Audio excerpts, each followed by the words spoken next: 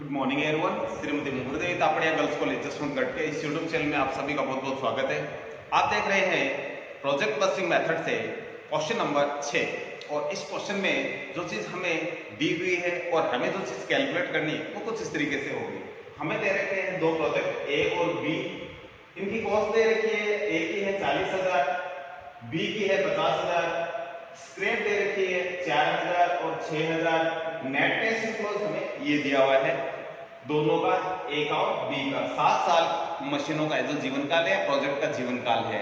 हमें payback period method से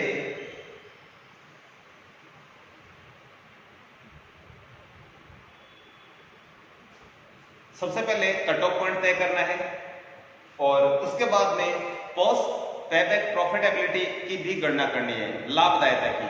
तो प्रॉफिटेबिलिटी भी हम बताएंगे। तो नंबर 1 सबसे पहले बताना है इनका पेबैक पीरियड, दूसरा profitability.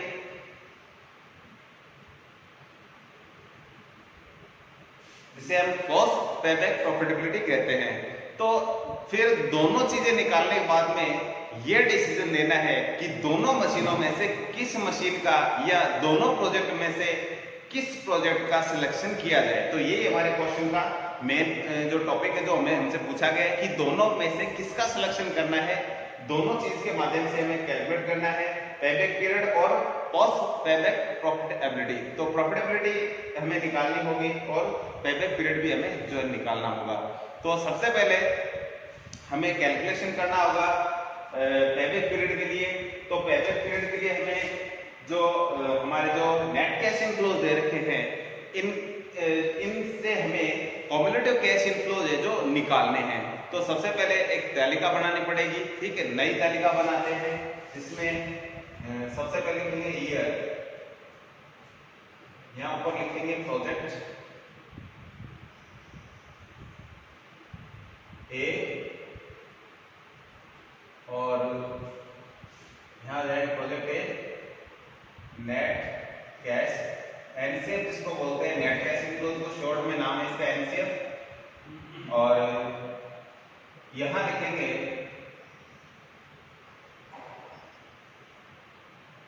Cumulative net cash inflows, NCF इसका निकाले कम्युलेटिव ए का। ठीक है, तो कम्युलेटिव नेट कैश इनफ्लोज निकालना है और इसके बाद में बी का निकालना है हमें, प्रोजेक्ट बी।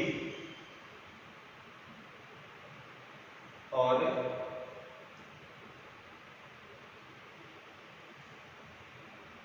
कम्युलेटिव एनसीएफ यानी कम्युलेटिव नेट कैश इनफ्लोज है जो हमें निकालने होंगे। तो इस तरीके से हमारी जो टेबल है इसके 4 कॉलम बन जाएंगे, नेट कैश इनफ्लोज और कम्युलेटिव नेट कैश इनफ्लोज, और 5वां जो होगा कॉलम को होगा ईयर का। और लास्ट में हम एक चीज और जोड़ेंगे, वो होगा स्क्रैप। तो सबसे पहले टेबल का निर्माण कर लेते हैं।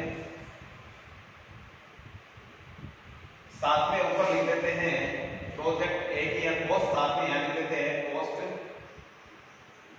इसकी है 40,000 और इसकी है 50,000, जो कि हमने वहां भी दिखाई हुई, लेकिन यहां भी हम इसको लिखते हैं। तो हमने ये सारी चीजें लिख ली है। अब हमें क्या लिखना है, ईयर लिखने हैं 1 से लेकर 7 साल तक। ये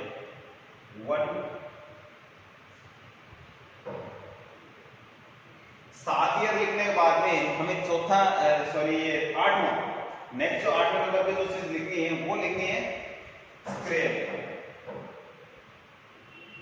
तो सबसे पहले प्रोजेक्ट ए के नेट कैश इनफ्लोज लिखने हैं हमें।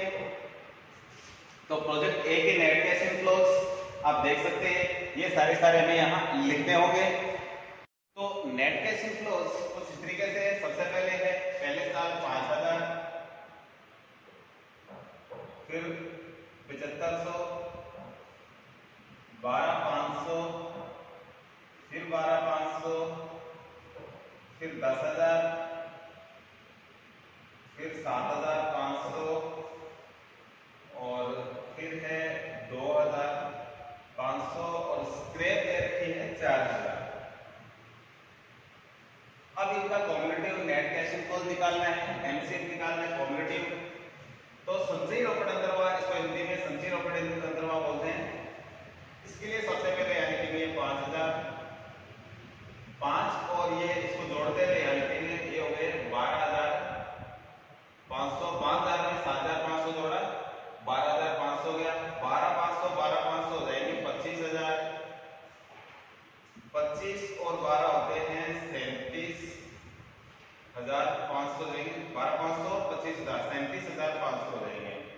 फिर 10 और जोड़ेंगे 47,500 हो जाएंगे। 7500 और इसमें जोड़ेंगे तो 47,500 में 7500 जोड़ के देख लेते हैं। 0 0 0 5 55,000 हो जाएंगे यहाँ। उसके बाद में 2500 और जोड़ देंगे तो ये हो जाएंगे 57,500 और 57,500 में ये 4 और जोड़ हो जाएंगे 61,500। इस तरीके से टोटल जो इनकम होनी है एक प्रोजेक्ट से वो इतनी हो जाएगी। इसी प्रकार से हम लिखेंगे बी का, तो बी में भी सबसे पहले एनसीएफ लिखेंगे, ये है 10,000। उसके बाद में अगले साल 15,000, फिर 15,000, फिर अगले साल भी 15,000, फिर 7,500 और उसके बाद में 5,000, फिर कुछ नहीं है, फिर लास्ट में लिखेंगे स्क्रैप जो कि 6,000। तो इस तरीके से हमने सारे आंकड़े यहाँ ले लिए हैं। अब हमें क्या करना है, हमें अब कॉम्युलेटिव कैश इनफ्लोज निकालना है जो कि बी प्रोजेक्ट का होगा। ये 10,000 का सबसे पहले 10,000 ही लिखेंगे, 10 और 15 ये हो जाएंगे 25,000, 25 और 15 ये हो जाएंगे 40,000, 40 और 15 हो जाएंगे 55,000, 55 और 7,500 ये हो जाएंगे 62,500 और 5 और जोड़ देते थे 67,500, 6 और जोड़ देंगे तो ये हो जाएंगे 73,500। तो इस तरीके से हमने इनका टोटल कर लिया है। एक बार कैलकुलेट से इनका वेरिफिकेशन कर लेते हैं। तो ये आंकड़े हमारे बिल्कुल सही है। अब निकालते हैं पेबैक पीरियड।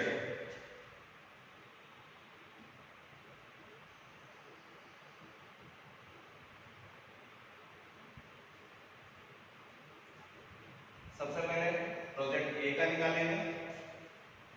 तो आप देख सकते हैं हमने यहाँ इन्वेस्ट किया था 40,000 ए पे। तो आप देख सकते हैं कॉम्युलेटिव कैश इनफ्लोज में देखिए आपकी 40,000 हमारे कब पूरे हो जाते हैं। पहले साल 5,000, दूसरे साल में 7500 मिलकर 12,500 आ जाते हैं, तीसरे साल 25,000 आ जाते हैं, चौथे साल 37,500 आ जाते हैं, पांचवें साल में हमारा पैसा कंप्लीट होता है। लेकिन पांचवें साल का कुछ ही समय लगा है, इसमें कुछ महीने लगे तो वो हमें कैलकुलेट करने होंगे। तो 4 साल तो यहाँ कंप्लीट हो जाते हैं, 4 साल में तो हमें 37,500 मिल जाते हैं।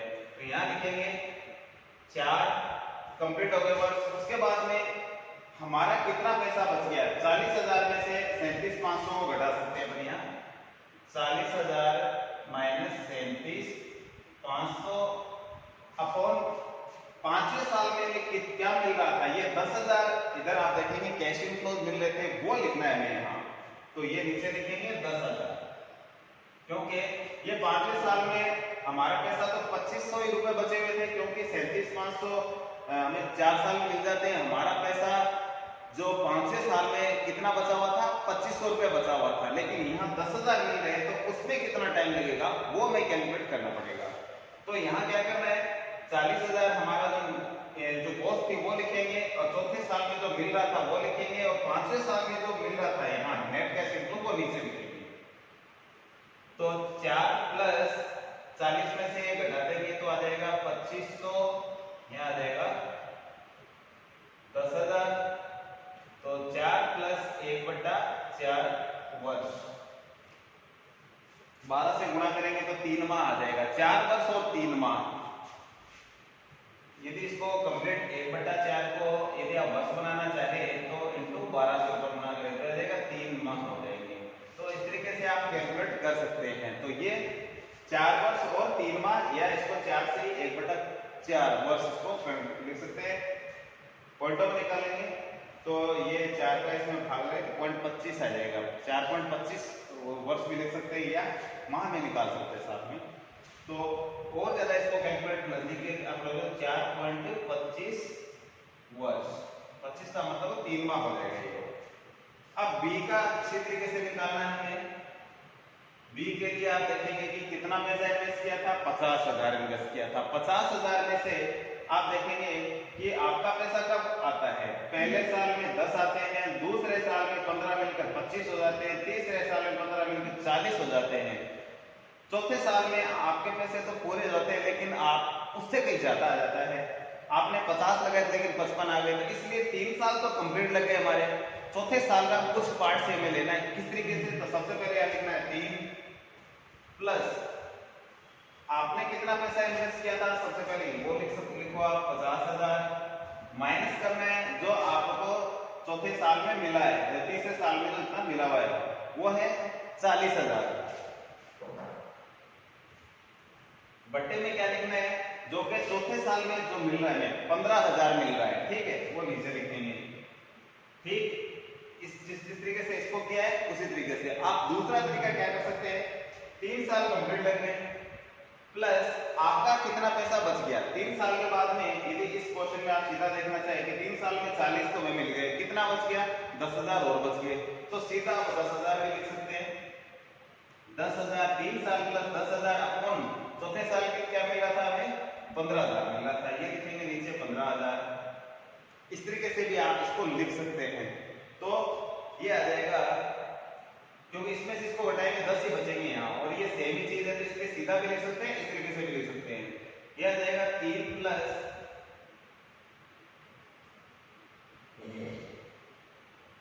2/3, इसको हम हल करेंगे तो आ जाएगा 2/3, 12 से गुणा करेंगे तो ये आ जाएगा करीब 2/3 को यदि गुणा करो 12 से तो ये आ जाएंगे 8 माह, तो ये आ जाएगा 3 वर्ष और 8 माह, और 3 का इसमें भाग लगाएंगे 20 में तो 6.66 आता रहेगा इस तरीके से, तो ये करीब करीब 8 माह होंगे। तो इस तरीके से आप 3 वर्ष 8 माह लिख सकते हैं, और ये है 4 वर्ष और 3 माह इसका जो आता है। तो इस तरीके से हमारे पास सबसे पहले पेबैक पीरियड के हिसाब से आप देख सकते हैं कि दोनों मशीन में से किसका सिलेक्शन किया जा सकता है। इसमें जो पैसा लगा है ये 3 वर्ष 8 माह, और में और होता है इसमें जो पैसा लगा है जो ए में तो है 4 वर्ष और 3 माह, और बी में है तो 3 वर्ष और 8 माह। इसका मतलब बी जो प्रोजेक्ट है उसमें जल्दी पैसा हमारा रिकवर हो रहा है, जितना हमने पैसा लगाया था जल्दी मिल रहा है, और ए में जो 4 वर्ष से अधिक लग रहा है जबकि इसमें 4 वर्ष से कम ही लग रहा है। पहली चीज तो इसमें है। उसके बाद में हमें निकालनी है प्रॉफिटेबिलिटी। तो प्रॉफिटेबिलिटी के लिए हमें देखना है कि टोटल हमारे मशीन के या प्रोजेक्ट के जीवन काल में कितना हमें मिल रहा है। तो आप देखेंगे कि प्रोजेक्ट बी के जीवन काल में ये मिल रहा है 73,500। प्रॉफिटेबिलिटी लिखेंगे, profitability is equal total life, यानी कि total net cash inflows in life minus cost. ये फॉर्मूला इसमें लगाएंगे तो प्रॉफिटेबिलिटी सीधे आ जाएगी।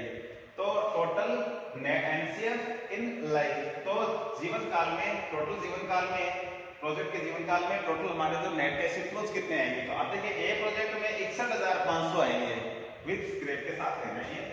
तो यहाँ लिखेंगे 61,500, ए का लिखेंगे 61,500, माइनस करेंगे इसकी कॉस्ट, ये है 40,000। 40,000 इसमें से घटाएंगे तो ये बच जाएगा 21,500।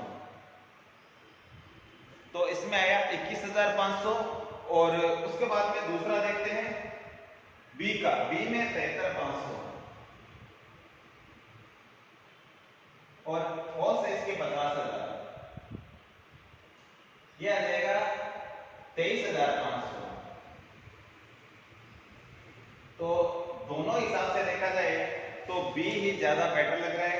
क्यों? क्योंकि एक तो इसमें जो पैसा लगाया गया है वो जल्दी कवर हो जाता है, पेबैक पीरियड इसका कम है, और दूसरा प्रॉफिटेबिलिटी भी कहीं ए से ज्यादा है। ए में 21,500 कमाए जाते हैं, जबकि बी में जो 23,500 रुपए जो कमाए जाते हैं। तो इस तरीके से देखा जाए तो कौन से प्रोजेक्ट का हमें सिलेक्शन करना चाहिए, तो हमें बी का सिलेक्शन करना चाहिए। नीचे आंसर में लिख सकते हैं कि हमें बी प्रोजेक्ट का चुनाव करना चाहिए। क्यों? क्योंकि इसमें जो पेबैक पीरियड है वो कम है और प्रॉफिटेबिलिटी है ए से कहीं अधिक है, इसलिए इसका चुनाव किया जाना चाहिए। तो आज की वीडियो में इतना ही, मिलते हैं नेक्स्ट वीडियो में। तब तक के लिए धन्यवाद। अपने वीडियो को लाइक कीजिए, शेयर कीजिए, यदि चैनल को सब्सक्राइब नहीं किया है तो वो भी जरूर करें।